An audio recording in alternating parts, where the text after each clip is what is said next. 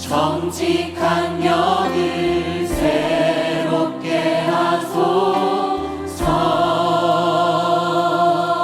정결한 맘 주시옵소서. 주님, 정결한 맘 주시옵소서.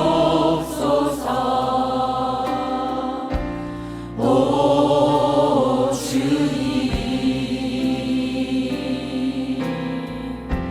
정직한 영을 새롭게 하소서.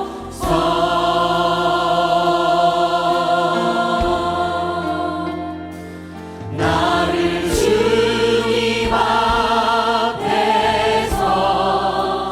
멀리 하지 마시고 주의 성령을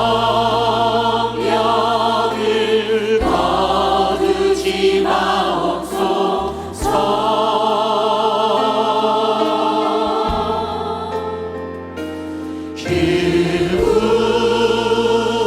구원의 기쁨 다시 회복시키시고 변치 않는 맘 내 안에 주소서.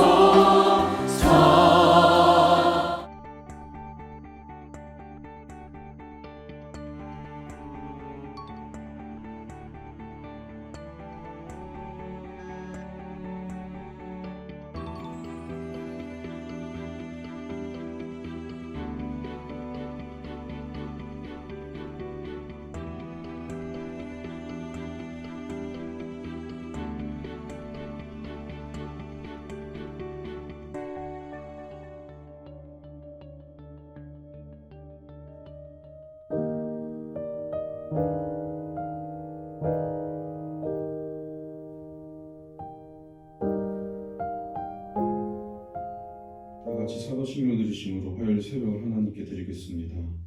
나는 전능하신 아버지 하나님 천지의 창조주를 믿습니다. 나는 그의 유일하신 아들 우리 주 예수 그리스도를 믿습니다. 그는 성령으로 잉태되어 동정녀 마리아에게서 나시고 본디오 빌라도에게 고난을 받아 십자가에 못 박혀 죽으시고 장사된 지 사흘 만에 죽은 자 가운데서 다시 살아나셨으며 하늘에 오르시어 전능하신 아버지 하나님 우편에 앉아 계시다가 거기로부터 살아있는 자와 죽은 자를 심판하러 오십니다. 나는 성령을 믿으며 거룩한 공교회와 성도의 교제와 죄를 용서받는 것과 몸의 부활과 영생을 믿습니다. 아멘. 찬송가 364장입니다. 찬송가 364장입니다.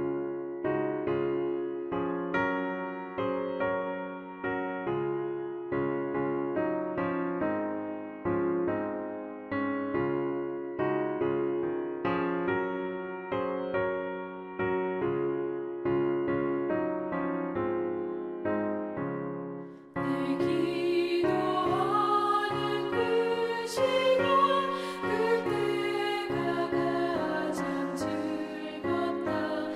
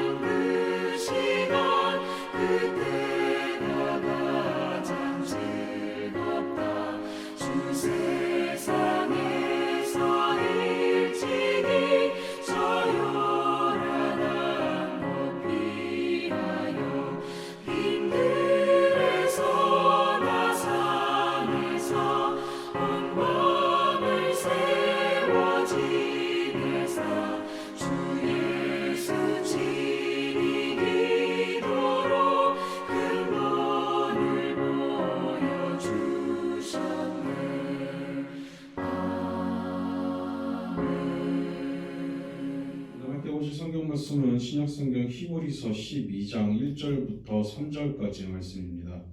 신약성경 히브리서 12장 1절부터 3절까지의 말씀 우리 합독하시겠습니다. 이러므로 우리에게 구름같이 둘러싼 허다한 증인들이 있으니 모든 무거운 것과 얽매이기 쉬운 죄를 벗어버리고 인내로서 우리 앞에 당한 경주를 하며 믿음의 주여 또 온전케 하시는 이인 예수를 바라보자. 그는 그 앞에 있는 기쁨을 위하여 십자가를 참으사 부끄러움을 개의치 아니하시더니 하나님 보좌 우편에 앉으셨느니라. 너희가 피곤하여 낙심하지 않기 위하여 죄인들이 이같이 자기에게 거역한 일을 참으신 일을 생각하라. 아멘.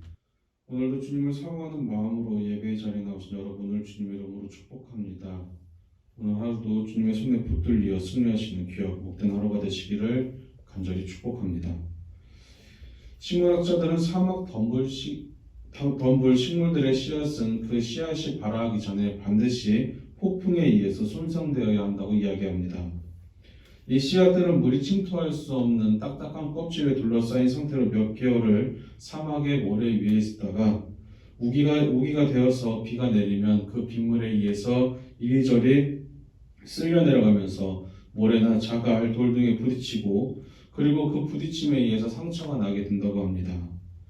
그러면 그 상처 난 그 씨앗이 상처 사이로 물이 들어가고 그 물통에서 그 씨앗은 마침내 싹을 틔우고 성장할 수 있게 된다고 합니다. 우리의 신앙도 마찬가지입니다. 지금과 같이 악천후와 같은 환경이 우리의 영적 성숙을 촉진시키는 계기가 되기도 합니다. 하나님께서는 당신의 자녀들이 불필요하게 고통받는 것을 결코 용납하시지 않지만 때로는 우리에게 말씀의 물에 스며들고 우리의 마음을 부드럽게 성장할 수 있도록 우리에게 상처와 긁힌 자국을 경험하게 하십니다. 그 이유는 하나님께서는 우리가 당신에게 밟는 열매 맺는 나무로 자라길 원하시기 때문입니다. 오늘 본문에 속해 있는 히브리서를 잠시 살펴보면 히브리서 기자는 1장부터 10장 18절까지 예수 그리스도와 새 언약의 우월성에 대해서 서술한 뒤 10장 19절부터 마지막 부분까지는 예수 그리스도의 우월성을 믿는 성도가 실제 생활에서 어떻게 생활해야 하는지 실천적인 권면을 다룹니다. 특히 11장에서는 10장 19절부터 25절까지의 말씀을 통해서 강조해온 두 가지 핵심 용어, 믿음과 소망에 대한 예를 이스라엘의 구약 역사에 나오는 믿음의 영웅들에게서 찾기도 합니다. 또 하나님이 약속하신 모든 복을 세상에 사는 동안 전혀 받지 못한 채 원수들에게 모욕을 당하고 박해를 받으며 쫓기고 죽임을 당하면서도 하나님을 신뢰했던 이름 없는 영웅들에 대해 감동적인 이야기를 또 기록하기도 합니다. 궁극적으로 기독교에 대해서 적극적 적대적이고 핍박받는 상황으로 인해 지친 성도들에게 주변의 상황을 바라보지 말고 흔들리지 말고 증오와 굴욕 속에서도 믿음과 인내의 본이 되신 예수님을 바라보도록 격려하며 성도들에게 믿음과 소망의 삶을 살아가도록 용기를 주는 내용이 바로 히브리서의 내용인 것입니다. 그리스도에 대해 신앙생활은 표대를 향해 뛰는 경주와 같다라는 이야기를 많이 들으셨을 것입니다. 예수님을 바라보고 달려가는 신앙의 경우에서 우리는 분명 고난을 겪습니다. 그러나 그 고난은 거룩함에 참여하게 하는 하나님의 사랑의 훈육입니다. 우리가 믿음의 경주를 잘하기 위해 벗어버릴 것은 무엇이며 또 바라보아야 할 대상은 누구인지 오늘 본문을 통해서 같이 말씀을 나누도록 하겠습니다. 오늘 본문에 보면 모든 무거운 것과 얽매이기 쉬운 죄를 벗어버리고 인내로서 경주하며 믿음의 주여 온전케 하시는 예수를 바라보라고 이야기합니다. 히브리서 기자는 믿음을 달리기 경주로 비유하면서 현재를 살아가는 성도들이 어떻게 믿음 생활을 해야 하는지를 권면합니다. 신앙생활은 인내와 끈기를 요하는 장거리 경주입니다. 장거리 경주를 할 때 중요한 것은 결승점을 분명히 바라보고 달려야 한다는 것입니다. 그래서 히브리서 기자는 신앙의 목적지인 믿음의 주여 또 온전케 하시는 이인 예수를 바라보자라고 권면합니다. 믿음의 주에 해당하는 헬라어는 아르케곤으로 이는 창시자 또는 개척자를 뜻합니다. 그러므로 믿음의 주는 믿음의 창설자 또는 앞서서 인도하는 믿음의 선구자라는 의미입니다. 온전케 하시는 이는 우리를 정한 목표 지점까지 인도해 주시는 자, 즉 완성자를 의미합니다. 예수님께서는 믿음의 길을 앞서 가셨고 그 길을 완성시키시는 분은 혹은 완성에 이르도록 인도해 주시는 분입니다. 이런 예수님께 시선을 고정하고 믿음 생활을 할 때 우리는 예수님을 닮아갈 수 있고 그분의 뒤를 따라갈 수 있습니다. 믿음의 경주를 방해하는 무거운 짐, 벗어버릴 죄는 어떤 것이 있고 또 하루하루 믿음의 경주를 잘 할 수 있는 비결은 과연 무엇일까요? 몸이 무거우면 제대로 달릴 수 없듯이 믿음의 경주를 잘 하기 위해서도 우리에게는 영적 다이어트가 분명히 필요합니다. 염려와 근심, 집착하는 욕심이 우리의 몸을 무겁게 할 수도 있습니다. 또 과도한 TV 시청이나 쇼핑으로 또 불필요한 험담을 하는 것으로 스트레스를 푸는 것 등 잘못된 시간 활용도 우리는 버려야 하는 것입니다. 성도된 우리를 넘어뜨리려는 죄로는 탐욕, 교만, 자만, 욕망, 험담, 정직하지 못함, 절도 등이 있습니다. 이런 죄들은 늘 우리 주변을 맴돌며 우리를 믿음의 경주에서 탈락시키게 하거나 좌절하게 합니다. 성도는 반복적으로 죄를 짓는 죄들을 회개하고 예수 그리스도로 말미암아 의의 새 옷을 입어야 합니다. 만약 혼자서 해결하기 어려운 중독의 죄가 있다면 전문가의 도움을 요청하기를 부끄러워하지 마시기 바랍니다. 자신의 연약함이나 힘든 환경이나 다른 사람들을 쳐다보는 것에서 눈을 들어 오로지 온전히 예수님께 집중해야 합니다. 믿음의 목표인 예수님을 계속해서 바라보면서 예수님의 은혜를 생각하고 하나님의 말씀을 묵상할 때 믿음의 경주를 잘 감당할 수 있음을 기억하시기 바랍니다. 그러므로 우리는 날마다 우리의 연약함을 주님께 고백하고 겸손함으로 주님 앞에 나아가고 주님의 말씀을 묵상함으로 날마다 주님께서 주시는 새 힘을 통해 그 경주를 잘 감당하시기를 간절히 소망합니다. 히브리서 기자는 환난과 고통을 당하고 있는 성도들에게 하나님의 징계와 고난의 의미에 대해서 말해줍니다. 환난 중에도 하나님은 함께 계시며 성도의 고통에도 함께 하나님의 뜻이 있다라고 이야기합니다. 성경 말씀 히브리서 본문은 잠언 3장 11절과 12절을 인용해서 고난의 아들됨을 연관시키기도 합니다. 마치 부모가 자식을 사랑하는 것 같이 하나님은 우리를 사랑하셔서 그릇 행할 때마다 우리가 잘못할 때마다 징계하심으로 우리를 다시 당신의 곁으로 돌아오게 하신다는 것입니다. 이처럼 우리에게 닥친 고난은 우리에게 온 시련은 하나님이 우리를 당신의 자녀로 사랑하신다라는 사랑의 증거입니다. 따라서 하나님의 징계를 받고 계시다면 하나님의 징계를 받는다면 낙심하지 말고 원망하지 말고 고난 속에 담긴 하나님의 교훈을 발견하고 그 고난 속에 담긴 하나님의 사랑을 발견하고 하나님의 말씀에 순종하시기를 간절히 소망합니다. 하나님의 징계를 통해 우리는 하나님의 거룩하심에 참여하게 될 수 있게 되고 연단 후에는 하나님께서 주시는 의와 평강의 열매를 맺을 수 있게 됩니다. 말씀을 정리하겠습니다. 독수리는 새끼를 낳아서 그 새끼가 날 수 있을 때쯤 되면 절벽에서 그 새끼를 떨어뜨린다라고 합니다. 이는 새끼가 미워서가 아니라 새끼가 날아갈 수 있도록 날갯짓을 할 수 있도록 가르치기 위함입니다. 하늘아버지이신 하나님이 성도를 징계하시는 것도 마찬가지입니다. 자녀된 성도들을 사랑하시기에 바르게 양육하기 위해 징계해 주시는 것입니다. 하나님의 징계는 하나님께서 우리를 당신의 친자식으로 여기고 사랑하신다는 증거입니다. 고난이 항상 죄의 결과는 아닙니다.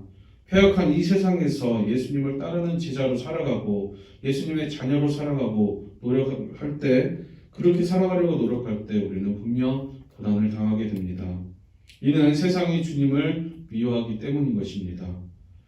따라서 고난을 겪을 때 이 고난이 하나님께서 허락하신 감사의 징계인지 아니면 주님의 길을 따라 세상의 미움을 받는 것인지 우리는 바로 분별할 필요도 있습니다. 만약 지금 겪고 있는 고난이 죄의 결과이거나 부족한 믿음에 기인하는 하나님의 훈육일 경우 그 과정을 통해 하나님의 깊은 사랑과 의도를 깨닫고 회개하며 신앙 성숙을 도모하는 우리가 되기를 간절히 소망합니다. 이런 자세로 닥쳐온 고난에 임할 때 우리는 더욱더 성숙한 신앙과 인격을 지닌 그리스도인으로서 성장할 수 있게 됩니다.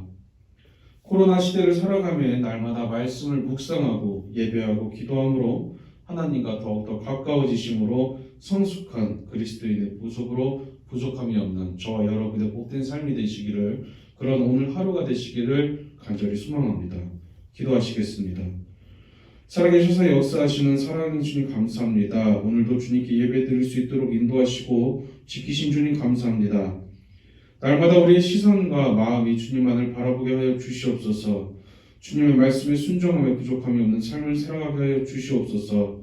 그리하여 이 세상에서 살아갈 때 주님의 도구로서 부족함이 없게 하시고 주님께 영광 돌리게 부족함이 없게 하실 것을 믿고 감사드리며, 오늘도 이 세상에서 살아갈 때 온전히 지키실 주님의 은혜와 사랑을 믿고 감사드리며 사랑이 많으신 예수님의 이름으로 간절히 기도합니다. 아멘. 주기도문 하시겠습니다. 하늘에 계신 우리 아버지,